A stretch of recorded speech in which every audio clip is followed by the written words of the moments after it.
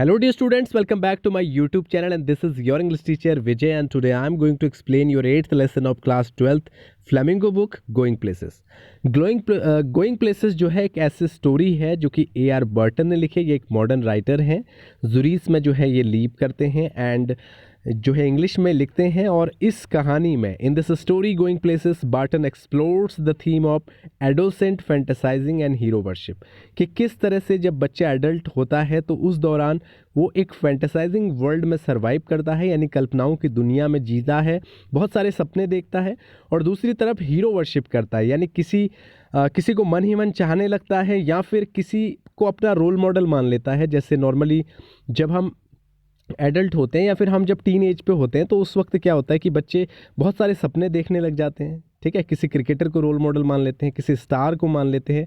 और आजकल तो व्हाट्सएप सोशल मीडिया का जो प्लेटफॉर्म चल रहा है जहाँ पर इंस्टाग्राम वगैरह, तो कई लोगों को रोल मॉडल मान लेते हैं। और कई बार क्या होता है हम अपने साथ उनकी एक रिलेशनशिप की एक इमेजिनरी जो है एक पिक्चर अपने माइंड में बना लेते हैं और उसी के बारे में सोचते रहते हैं, जो कि है तो कल्पनाएं लेकिन हम उन्हें वास्तव समझ लेते हैं। तो ये जो कहानी है एक ऐसी ही लड़की की है जो एक इमेजिनेटिव जो कि लाइफ में सर्वाइव करती है और हमेशा कल्पनाओं में खोई रहती है और बहुत सारे सपने देखती है।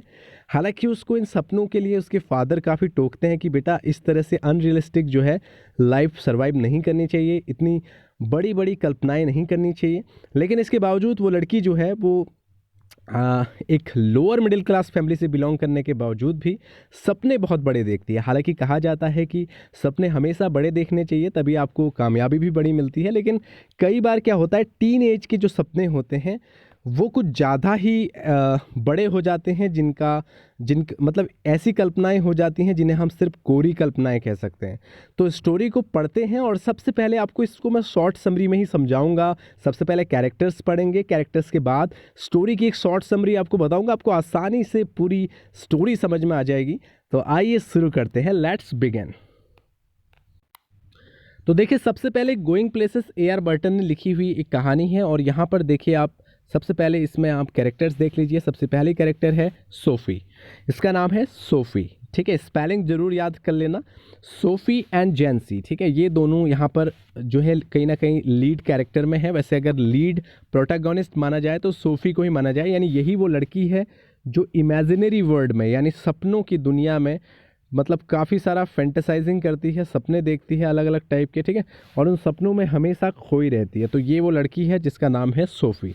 ये एक यंग स्कूल गर्ल है और इसी की एक क्लासमेट और फ्रेंड है जेंसी, ठीक है। तो ये दोनों दोस्त हैं, एक साथ स्कूल में पढ़ते हैं। तो रास्ते में आते वक्त बहुत सारी ये बातें करते हैं जिनके बारे में हम कुछ ही देर में डिस्कस करेंगे, ठीक है। और सोफ़ी वही लड़की है जो बहुत बड़ी बड़ी कल्पनाएं करती हैं कि ये करूँगी वो करूँगी। और ये जो दोनों हैं ये लोअर मिडिल क्लास फैमिली से बिलोंग करते हैं, ठीक है। ये तो थे हमारे दो कैरेक्टर। इसके बाद देखिए जो तीसरा कैरेक्टर हमारा है वो है जॉफ, ठीक है। इसको आप जियोफ भी बोल सकते हैं या फिर जॉफ भी बोल सकते हैं। तो जॉफ जो है वो एक एल्डर ब्रदर ऑफ सोफ़ी है, यानी सोफ़ी का बड़ा भाई है, ठीक है। जॉब के बारे में भी आपको पता होना चाहिए। हालांकि फ़िलहाल ये अप्रेंटाइज कर रहा है, यानी मैकेनिक का काम सीखता है शहर से दूर, ठीक है। वहाँ जाता है सीखने के लिए। और इसके बाद जो नेक्स्ट कैरेक्टर आता है वो है डेरिक। क्या नेम है इसका? डेरिक। डेरिक के बारे में कई बार क्वेश्चन भी आते हैं, क्योंकि कई बार हु वाले क्वेश्चन आते हैं कि हु वाज डेरिक या हु इज़ डेरिक। तो इस तरह से आपको पता होना चाहिए। डेरिक जो है वो यंगर ब्रदर ऑफ सोफ़ी है, यहाँ पर को हो गया, सॉरी ये ऑफ है, ठीक है। तो यहाँ पर डेरिक के बारे में मैंने आपको बता दिया कि ये जो है ये छोटा भाई है किसका? सोफ़ी का। यानी जियोफ क्या है? वो बड़ा भाई है, डेरिक क्या है? छोटा भाई है। इसमें एक और कैरेक्टर आ जाता है फ्रैंक। फ्रैंक जो है वो एल्डर ब्रदर ऑफ जेंसी है, यानी वो जेंसी का बड़ा भाई है। यहाँ पर एल्डर लिखना मैं भूल गया, लेकिन आप याद रखिएगा कि फ्रैंक जो है वो जेंसी का बड़ा भाई है। अब देखिए जो ये दो फ्रेंड है स्टार्टिंग में जिनका यहाँ पर नेम लिखा हुआ है सोफ़ी और जेंसी, ये पूरा डिस्कशन करती हैं और उसके बाद इस स्टोरी को हम बहुत अच्छे से समझते हैं। अब मैं आपको ले चलता हूँ उस एंगल पे जहाँ पे हमने शॉर्ट समरी जो है ली हुई है और उसको एक्सप्लेन करूँगा, आपको आसानी से समझ में आ जाएगा, ठीक है। तो चलते हैं स्टोरी की तरफ। तो देखिए ये है आपका 8th lesson going places A.R. Burton और brief introduction to the story हम यहाँ पर पढ़ रहे हैं और इसी में हम समझ जाएंगे कि स्टोरी में क्या क्या बातें कही गई हैं और हमारे लिए क्या क्या चीज़ें इंपॉर्टेंट यहाँ पर बनती हैं, ठीक है। तो देखिए कहानी शुरू करते हैं। तो देखिए आप लाइन बाय लाइन जो है समझते रहना, जहाँ टफ वर्ड आएंगे मैं बताऊंगा। और बहुत छोटी कहानी है, इतने में ही देखिए मैं आपको एक बार दिखा देता हूँ, बस कहानी इतने में ही फिनिश है। तो आपको थोड़ा ध्यान से सुनना है तो कहानी आपको अच्छे से समझ में आ जाएगी। टाइम टेकिंग स्टोरी मैं बिल्कुल नहीं सुना रहा हूँ, क्योंकि लंबा समय आप ना ही देख सकते और ना मैं इतनी बड़ी वीडियो बनाऊँगा। तो आसान है, तो आइए शुरू करते हैं स्टार्टिंग से। आप लाइन बाय लाइन देखते रहें और मैं एक्सप्लेन करता रहूँगा। It is the sad story of a young girl named SoFi. ये एक बहुत ही दुखद जो है एक स्टोरी है, कहानी है किसकी, एक यंग गर्ल की जिसका नाम है Sophie. She is still at school, और अभी वो स्कूल में पढ़ती है, and belongs to a rather poor family. एक लोअर मिडिल क्लास फैमिली से वो बिलोंग करती है। But she has very high dreams about her future. लेकिन अपने भविष्य के लिए उसके जो ड्रीम्स हैं वो कैसे हैं, काफ़ी हाई हैं, बहुत ही बड़े हैं। She has no source of any money, यानी उसके पास पैसा कमाने का या फिर पैसे का कोई भी सोर्स नहीं है या फिर स्रोत नहीं है। Yet she says that after school she will by a nice boutique for her self. लेकिन एक दिन क्या होता है कि जब सोफ़ी और जैंसी स्कूल से आ रहे होते हैं तो सोफ़ी रास्ते में, थोड़ा सा मैं इसमें ऐड करूंगा चीज़ें जिससे कि आपको अच्छे से समझ में आए, ठीक है, कि सोफ़ी जैंसी एक दिन स्कूल से आ रहे होते हैं तो रास्ते में जो है एक दूसरे से बात करते हैं। तो सोफ़ी जैंसी से कहती है कि स्कूल के बाद मैं एक बहुत ही अच्छा जो है बुटीक खरीदूंगी, ठीक है।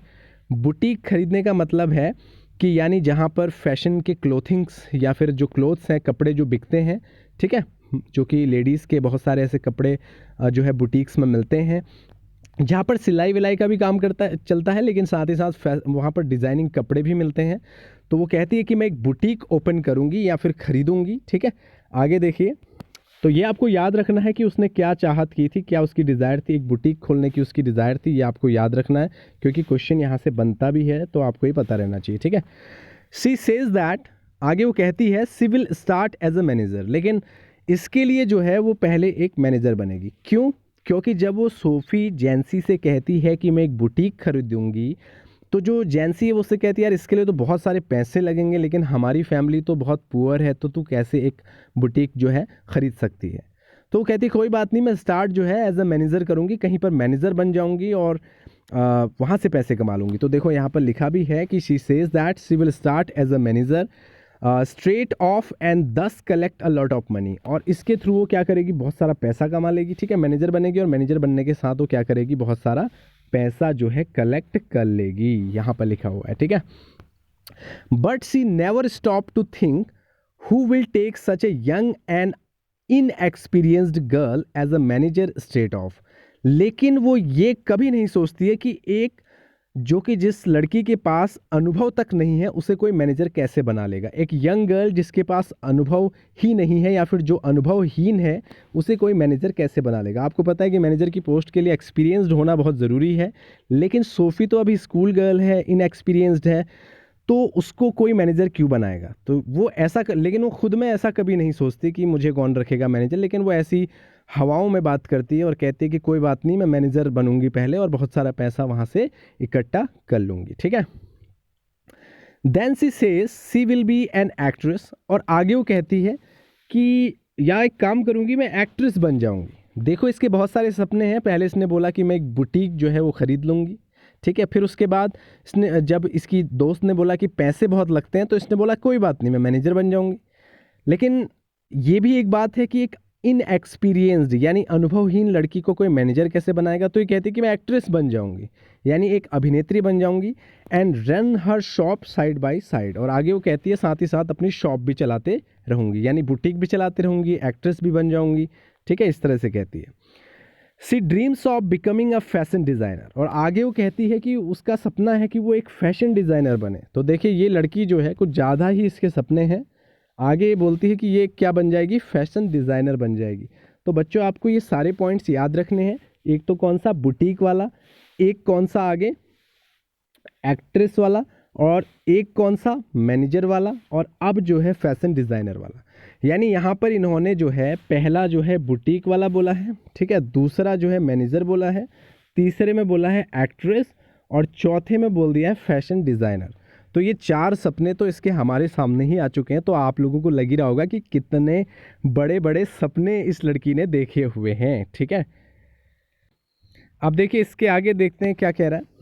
आगे देखिए, फैशन डिज़ाइनर के बाद also though she knows nothing of the job, हालांकि वो जॉब के बारे में कुछ नहीं जानती कि फैशन डिज़ाइनर बनना क्या होता है, मैनेजर बनना क्या होता है, एक्ट्रेस कैसे बनते हैं, बुटीक खरीदने के लिए कैसे पैसे इकट्ठा करेगी, लेकिन फिर भी वो इस सारी मनगढ़ंत चीज़ों को बोलती जाती है। ठीक है, it is because of such dreamy ambitious of the girl that her father says to her once, वो हमेशा इतनी एम्बिशियस रहती है, ड्रीमी जिसको हम कहते हैं सपने देखने वाली लड़की, और एम्बिशियस, एम्बिशियस का मीन्स होता है बच्चों महत्वाकांक्षी, यानी जिसके बहुत बड़े बड़े सपने होते हैं।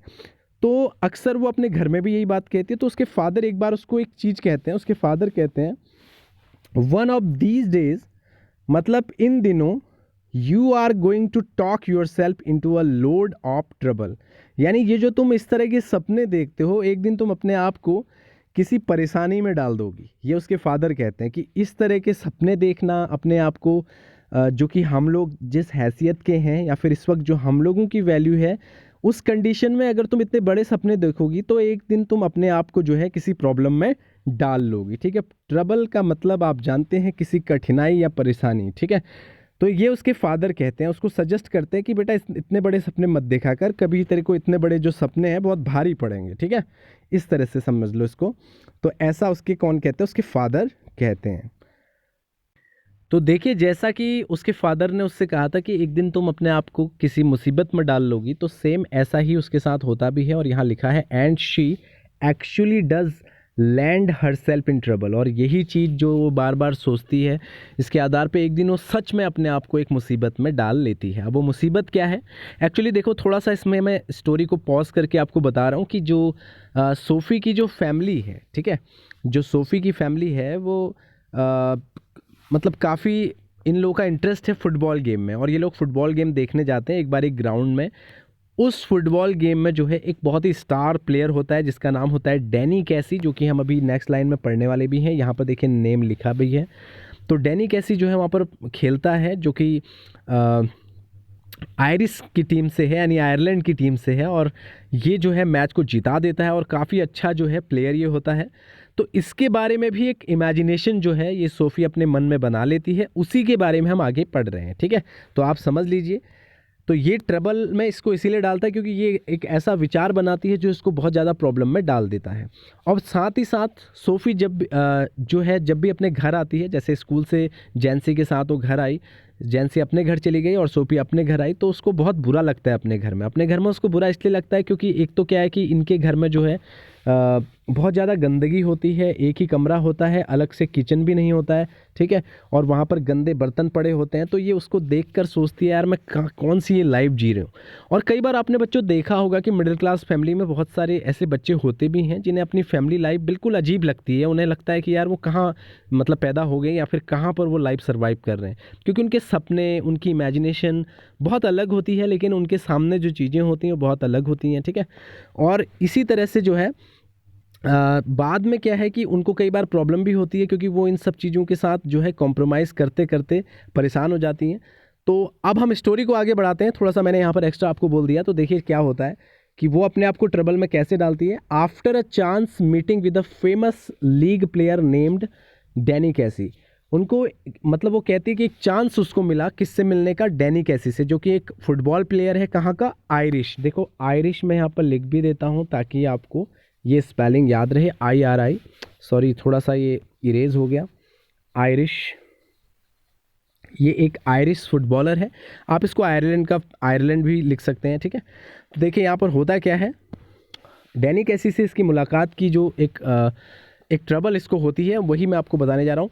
सी thinks that young prodigy has taken fancy to her. अब यहाँ पर इसको ये गलतफहमी हो जाती है कि वो जो डैनी कैसी है वो इसके प्रति जो है उसको मतलब इससे लगाव हो गया। यानी उस मैच में जब ये देखने गए थे तो इसको ऐसा लगता है कि जो डैनी कैसी है वो मेरे प्यार में पड़ गया या फिर वो मुझे पसंद करने लग गया, और ये भी उसको इस तरह से पसंद करने लग जाती है। ठीक है, she tells her brother exaggerated stories about it. और इसके बाद ये घर जाती है और अपने भाई, यानी जो इसका भाई जियोफ है जिसको हमने अभी ऊपर पढ़ा था, ये उसको उसके बारे में जो है स्टोरीज़ बना के बताने लग जाती है। स्टोरीज़ बना के क्या बताती है ये तो यहाँ पर जो है लिखा हुआ है, मैं बता ही देता हूँ। She tells him that Danny has promise to meet her. वो अपने भाई को बोलते हैं कि डैनी कैसी ने उससे प्रॉमिस किया है कि वो उससे फिर मिलेगा।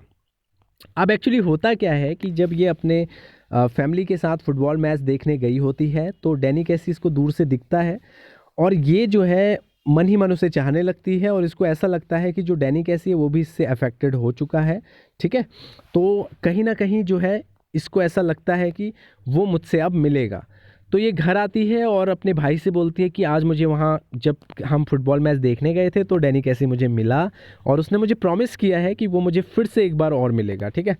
हर brother's reaction at once is, तो उसके भाई का जो रिएक्शन होता है इस पर वो क्या होता है, it's the unlikeliest thing I ever heard. वो कहता है ऐसी बकवास जो बात है जिस पर यकीन नहीं किया जा सकता वो मुझे सुनने को पहली बार मिली। अब क्योंकि वो एक इतना फेमस जो है फुटबॉल प्लेयर है तो वो एक normal lower middle class family की, वो भी एक अनजान जो कि ऑडियंस बन के वहाँ पर गई हुई थी मैदान, मतलब वहाँ देखने के लिए उस फुटबॉल मैच को, तो वो उसको कैसे पसंद कर सकता है और कैसे उससे मिलने के लिए कह सकता है। तो इसलिए उसका भाई कहता है कि ये एक ऐसी बात है जो मैं पहली बार सुन रहा हूँ जिस पर मैं यकीन भी नहीं कर सकता। हालांकि वो अपने भाई को बोलते नहीं नहीं ऐसा नहीं है, उसने मुझे बुलाया है और मैं उससे मिलने ज़रूर जाऊंगी और जब मैं जाऊंगी तो उससे ऑटोग्राफ भी लेके आऊंगी, फिर तुझे पता चलेगा कि वास्तव में मैं सच कह रही थी। हालांकि हम सभी जो रीडर है हमें पता चल रहा है कि वो झूठ बोल रही है, ठीक है, अपने भाई को। तो कहीं ना कहीं वो अपने मन में ऐसी कल्पनाएं बना रही है कि जब वो फुटबॉल मैच देखने गई थी तो डैनी कैसी उसको मिला था, उसने उससे बात की थी और उसने उससे वादा किया कि वो फिर से उसे मिलेगा, और ऐसी ही कहानी मनगढ़ंत बना के वो अपने भाई को सुनाती है। आप देखिए आगे।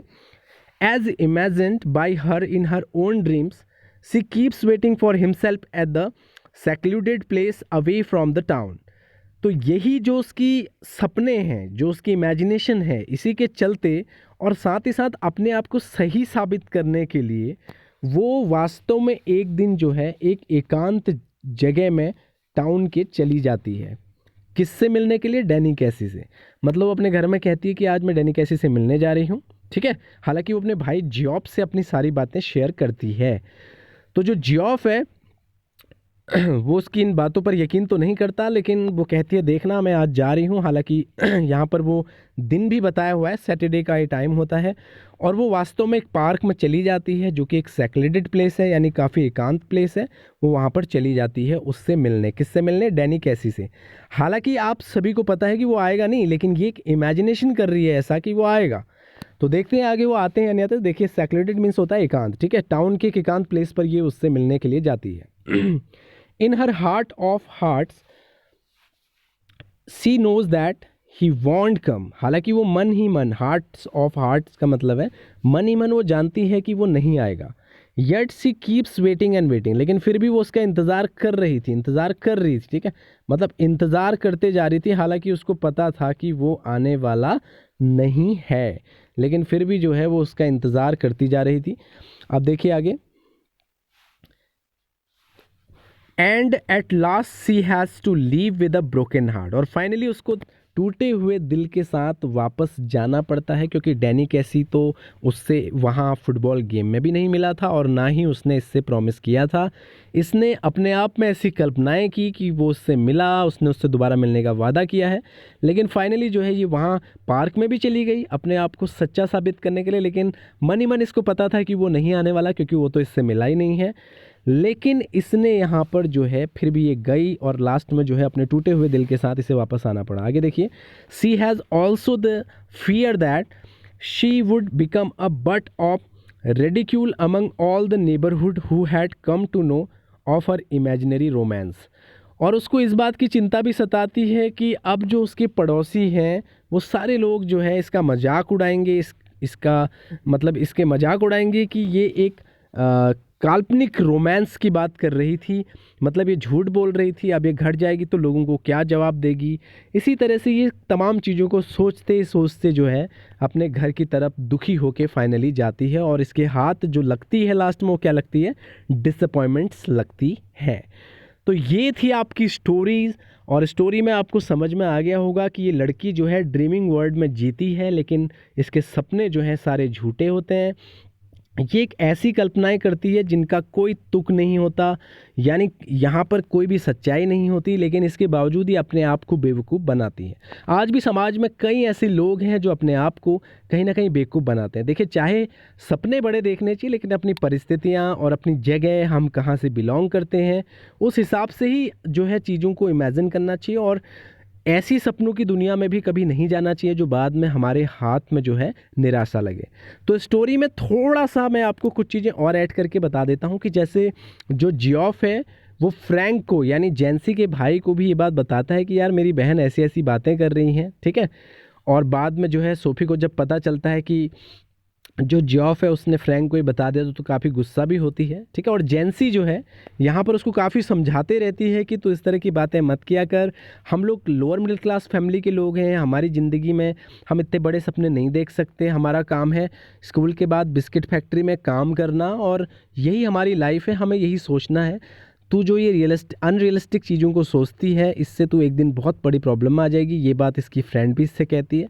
और कई बार बच्चों यहाँ पर एक क्वेश्चन भी आता है कि सोफ़ी और जेंसी में क्या डिफरेंस था। तो देखिए, सोफ़ी जो है एक अनरियलिस्टिक लाइफ जो है सर्वाइव करती है, लेकिन जेंसी जो है वो एक रियलिस्टिक लाइफ को सर्वाइव करती है। वो जानती है कि वो क्या कर सकते हैं और क्या नहीं। और सोफ़ी जो है वो अपने इन इमेजिनरी वर्ल्ड की वजह से लगातार अपनी लाइफ में डिसअपॉइंटमेंट की शिकार होती है, विक्टिम होती है। और जेंसी जो है वो जानती है अपनी सारी हदों को और सारी लिमिटेशंस को, तो उसके अकॉर्डिंग ही अपनी लाइफ सर्वाइव करती है। उसका भाई जो जियोफ है वो अपने आप में ही मस्त रहता है, उसे किसी की पर्सनल लाइफ से कुछ नहीं लेना होता है, लेकिन इसके बावजूद जो है सोफ़ी उससे जाके अपनी मनगढ़ंत कहानियों को सुनाती है, लेकिन वो सुन लेता है। और इसी तरह से डेरेक जो है, ये डेरेक भी इसी तरह से अपनी बहन को कई बार समझाता है, जो कि उसका छोटा भाई है, ठीक है। मतलब उसका छोटा भाई तो उसको ये भी कहता है कि उसकी बहन तो सोचती है कि पैसे जो हैं वो पेड़ पे उगते हैं, ठीक है, जबकि ये सच बात है नहीं, पैसों के लिए बहुत मेहनत करनी पड़ती है। तो तमाम लोग इसको समझाने की कोशिश करते हैं, लेकिन ये अपने इमेजिनरी वर्ल्ड में, यानी एक कल्पनाओं की संसार में जीती है, सर्वाइव करती है, लेकिन अंततः इसके हाथ में क्या लगता है? डिसअपॉइंटमेंट। तो ये थी स्टोरी। उम्मीद है कि आप सभी बच्चों को ये कहानी बहुत अच्छे से समझ में आ गई होगी, और अगर समझ में आई है तो कमेंट बॉक्स में ज़रूर बताएं और सब्सक्राइब ज़रूर करें, सभी बच्चों से शेयर करें। काफ़ी अच्छी स्टोरी है और यहाँ से क्वेश्चंस भी ज़रूर पूछे जाते हैं। तो आज की स्टोरी में इतना ही बच्चों, मिलते हैं एक और अगली नेक्स्ट स्टोरी में। तो आज के लिए इतना ही। Thank you so much for watching this video.